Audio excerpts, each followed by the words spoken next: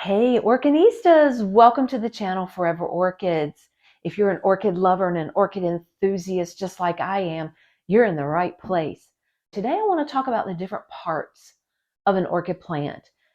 As you go about your journey in this glorious hobby of orchid growing, you're going to hear some terms that you might not be familiar with. So I thought what we would do is there's diagrams out there that you can look at and they're great, but I thought we would use a real plant so that you can see these different parts better than a diagram. And I've got this plant here beside of me. This is RLC Midori Sato. We're going to look at a Cattleya today. And I thought this was a good one because this one here needed some ICU, needed some intensive care. It came to me recently. It was very top heavy. The pseudobulbs started to desiccate, and I really needed to figure out what was going on. And it also was top heavy. So what I realized was that the root system here pretty much was non-existent. A lot of the root tips looked like they had been chewed by snails or slugs, and the plant was desiccating because in my environment, I don't have the humidity like a greenhouse would in Hawaii. I don't have it. So when the plant came in and it didn't have a good foundation, it did not have a good root system, then this plant started to desiccate. So I went ahead and pulled it out of the pot, got rid of all the media because I was concerned that it may have snails. So I got rid of the media. I didn't find any snails on there, but I wanted to just show you this plant here because we can look at all the different parts of it. So to start with, this is Cattleya, and many of your orchids are called epiphytes. What that means is that they're going to grow on a tree, on a branch of a tree that's going to help support, and those roots are going to grow all around that tree and around the branches, and that's going to support the plant. These are not parasitic, but they are epiphytes. They're epiphytic is another term that you will hear. And you will have this particular one is what is called unifoliate. Unifoliate means one. Unifoliate means one leaf. Now, this is called your pseudobulb. The pseudobulbs are where a lot of orchids, not every orchid, but a lot of orchids will store nutrients and water to help support the plant during dry spells. And this one, you can see, is desiccated, like I said, due to the root system, but a normal pseudobulb would be nice and plump and fat and full of nutrients and full of water. You will then have on your pseudobulbs what's called a rhizome. Rhizome is let's see, maybe this is a good shot of it here. Down along here, this is your rhizome right here, okay? And your plant is going to constantly be growing in one of two directions. Cattleyas and a lot of orchids are sympodial. They have the rhizome, and the rhizome is going to, for lack of a better word, show you the direction that the plant is growing. So it's going to sit on the tree and it's going to get nutrients there, but it's constantly going to be searching out, where can I find more nutrients? And so you've got your back bulbs here that are going to be situated on the tree branch, and the leads are going to start going in different directions. This one particular plant is growing in this direction. So we have a growth, a second growth, and this growth came off of this pseudobulb, and my new growth here is coming off of this pseudobulb. Now, other orchids like your Phalaenopsis and your Vandas are what's called monopodial. They're going to grow up. But a lot of Cattleyas, the majority of Cattleyas and a lot of other orchids are sympodial. Okay, the next thing we have is with our new growth. Most of your pseudobulbs they're going to grow and they're going to mature. And then they're going to have what they call eyes. In the orchid community, we call them eyes. That means nothing more than points of new growth. And right here, I am going to show you one that this one started right here on this growth here. This eye on this pseudobulb decided to go ahead and push out another lead, a new pseudobulb. This eye right here started to swell, but for some reason it aborted. It turned black. Can you see that right there? Right there. This lead here, since I've had this in my possession, I've been giving it sea kelp extract. I love sea kelp extract. I've done lots of videos about sea kelp extract. That will help a plant when it has been stressed, such as shipping. A plant may stall and just be in your environment and nothing seems to be happening to it. I've got a couple of those too. And I give it the sea kelp extract. I also give sea kelp extract when I repot. You follow the directions with your sea kelp extract. For me, I follow the directions. I don't give it more than 3 weeks in a row. And otherwise, you're gonna really start changing the hormones within the plant, and you can get deformed flowers, deformed pseudobulbs, and your plant can just go downhill. So you really don't want to do that if at all possible. But in doing that, I've given this plant probably about 2 weeks worth of sea kelp extract. This back bulb here, now remember I told you it grew this pseudobulb here. Well, now one of its eyes is starting to swell and could very well push out a new lead. And that is right here on the plant, right here. It's right here. I hope you can see that. If I try to get my face out of the way, maybe the camera will focus on that. So those are what's called eyes. Now your pseudobulbs will typically have 2. Sometimes they can have hidden eyes. Sometimes they can have 3. But for the most part, you will have 2. This growth here is pushing out right there. This is an eye that is starting to swell and starting to grow a little bit right here. So that's another one. Now the other thing that we want to talk about is when your new growth starts, it will be in a protective sheath. So this here is a pseudobulb sheath, okay? Now this one here is green. Now you notice the red dots, the red dark coloration here and here. That tells me that this particular plant was getting a lot of light.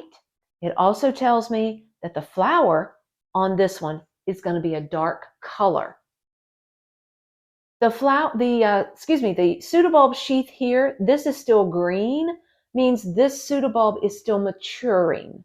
When it is matured, this will turn brown and you can actually peel it off. Here's a good example here of this one, this pseudobulb. You see how you've got this darker, dried sheath that you can peel off? You can peel them off or you can leave them on. If at all possible, peel them off once they are mature because bugs love to hide down in there, especially scale. They will get down in there and they will hide and then you won't see them and they will do damage to your orchids. But once they turn brown and dry up, and you saw how papery thin and how this just flaked right off. Also, this pseudobulb is green. It's full of chlorophyll, which means this plant can photosynthesize even through the pseudobulbs. The roots can even do that as well. Now, on this pseudobulb here, that is our newest growth, we have a leaf. And then you'll notice here in the center, right here, this is called the flower sheath. This is the sheath, and not all Cattleyas have them. But a lot of Cattleyas will have a flower sheath. Some will even have double flower sheaths. These are protective devices, mechanisms that the plant has to protect the flower bulbs and the flower buds, the flower buds when it is time for this plant to bloom. This bloom this particular plant, Midori Sato, Volcano Queen, this blooms in the fall. So I'm not going to expect anything to come out of here until the fall. And this could very well dry up and still produce a flower. But this is your flower sheath. Phalaenopsis will not have a flower sheath. That's a totally different beast when it comes to how they and Vandas, as an example, will produce their flowers. They will come from a spike down below, and they will push out their flower spikes from the base of the plant. Now, in terms of roots, this is not a great example of healthy roots, but you will have your roots coming out of all of your pseudobulbs and out of the rhizome. Now, this particular plant, since I have given it sea kelp extract because it was doing so bad, I now have new roots growing. And I've got 1, 2, 3, 4, possibly 5, maybe 4 at least, that I can see the little nubbins start to pop out, that this is now going to grow some new roots. So right here, you can see those green tips, and those are your roots. Another thing in talking about your roots, and I'm going to get another plant so that I can show you healthy root tips. And you're going to see new roots are going to be white. This is another Cattleya. This has bloomed for me.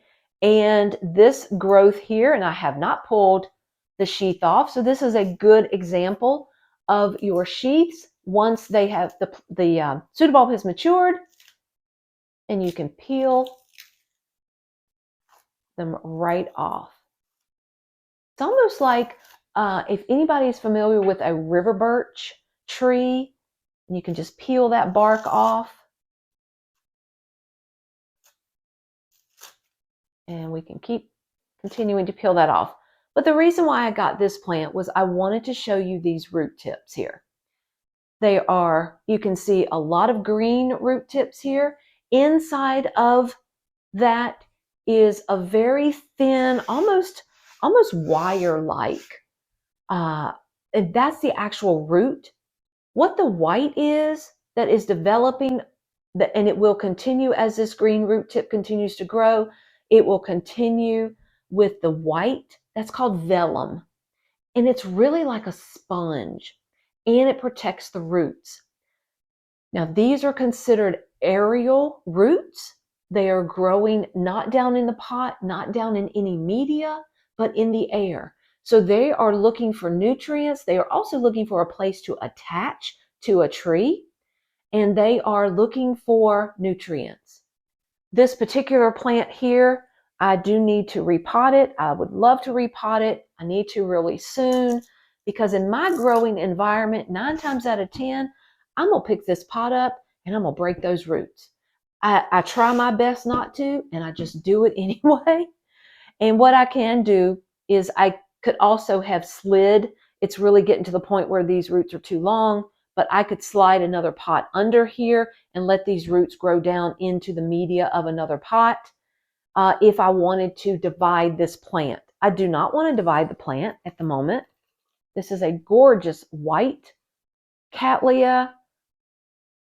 Beautiful, beautiful. I'll put up the picture right here. It is an unregistered cross of Mossy Eye with another plant, another Cattleya called Hannywell. Hannywell was a cross that was done in the 1950s.